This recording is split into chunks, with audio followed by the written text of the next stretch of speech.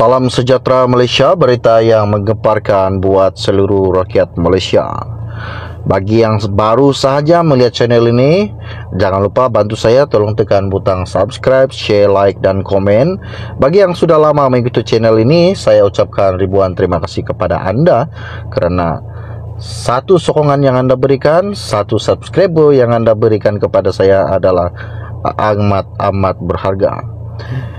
Hari ini satu lagi isu dan info yang menggemparkan, di mana salah satu ucapan rasmi beliau baru-baru ini, beliau mengatakan bahawa sewaktu berucap di Kongres Parti Tindakan Demokratik DAP yang ke-18, Anwar merungkai cabaran kerajaan Madani mengemudi negara tak kala pembangkang memperalat isu kaum dan agama habis-habisan. Mereka bukan mengkritik dasar atau memberi cadangan baharu, sebaliknya terus menakut-nakutkan orang Melayu terhadap masyarakat Cina, khususnya DAP.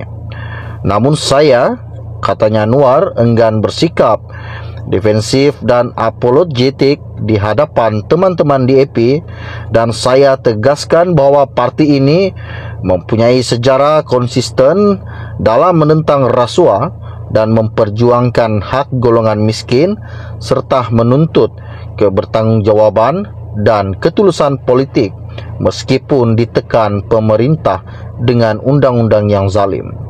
Bahkan DAP yang sering dimomokkan inilah yang pernah menjadi sahabat PAS dalam Pakatan Rakyat dan duduk semeja dengan Bersatu ketika PH diberi mandat mentadbir negara pada 2018. Malaysia tidak boleh mengikut rentak hipokrit pembangkang jika mahu mengangkat martabat rakyat. Tidak ada negara yang boleh maju dan stabil jika terus membiarkan percaturan perkauman dan pelampau agama berterusan serta berleluasa. Dalam usaha reformasi yang menjadi tunjang perjuangan Pakatan Harapan, saya sedar ada yang kurang sabar dengan perkembangan yang perlahan, namun saya tuntut teman-teman agar menggunakan kebijaksanaan sejarah membuktikan bahawa revolusi yang tergesa-gesa sering gagal. Namun ini bukan alasan untuk menyekat perubahan. Hakikatnya reformasi di bawah kerajaan Madani telah pun bermula. Akta Kewangan Awam dan Tanggungjawab Fiskal digubal bagi menyerahkan kuasa Perdana Menteri dalam ujuran ekonomi kepada Parlimen. Akta Perkhidmatan Parlimen dihidupkan semula demi memberi kebebasan kepada Parlimen dan menyuburkan demokrasi selain pindahan perlembagaan dilaksanakan bagi mempertabatkan wanita dalam isu hak kewarganegaraan anak yang dilahirkan di luar negara. Dan saya juga kekal dengan pendirian untuk menghadkan tempoh jawatan Perdana Menteri kepada 10 tahun kerana kita tahu akibatnya jika seseorang dibiarkan berkuasa selama 22 tahun, pindahan ini akan direalisasikan sebaik mendapat sokongan sekurang-kurangnya 2/3 ahli Parlimen.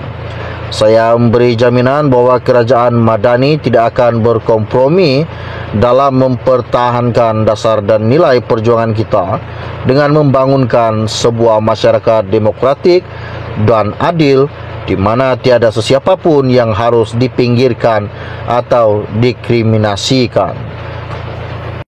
Salam sejahtera Malaysia, berita yang menggemparkan buat seluruh rakyat Malaysia. Bagi yang baru sahaja melihat channel ini, jangan lupa bantu saya, tolong tekan butang subscribe, share, like dan komen. Bagi yang sudah lama mengikuti channel ini, saya ucapkan ribuan terima kasih kepada anda kerana satu sokongan yang anda berikan, satu subscriber yang anda berikan kepada saya adalah amat berharga. Hari ini satu lagi isu dan info yang menggemparkan, di mana salah satu ucapan rasmi beliau baru-baru ini, beliau mengatakan bahawa sewaktu berucap di Kongres Parti Tindakan Demokratik DAP yang ke-18, Anwar merungkai cabaran kerajaan Madani mengemudi negara tak kala pembangkang memperalat isu kaum dan agama habis-habisan. Mereka bukan mengkritik dasar atau memberi cadangan baharu, sebaliknya terus menakut-nakutkan orang Melayu terhadap masyarakat Cina khususnya di AP. Namun saya, katanya Anwar, enggan bersikap defensif dan apologetik di hadapan teman-teman di AP, dan saya tegaskan bahwa parti ini mempunyai sejarah konsisten dalam menentang rasuah dan memperjuangkan hak golongan miskin serta menuntut kebertanggungjawaban dan ketulusan politik meskipun ditekan pemerintah dengan undang-undang yang zalim. Bahkan di AP yang sering dimomokkan, inilah yang pernah menjadi sahabat PAS dalam Pakatan Rakyat dan duduk semeja dengan Bersatu ketika PH diberi mandat mentadbir negara pada 2018. Malaysia tidak boleh mengikut rentak hipokrit pembangkang jika mahu mengangkat martabat rakyat. Tidak ada negara yang boleh maju dan stabil jika terus membiarkan percaturan perkauman dan pelampau agama berterusan serta berleluasa.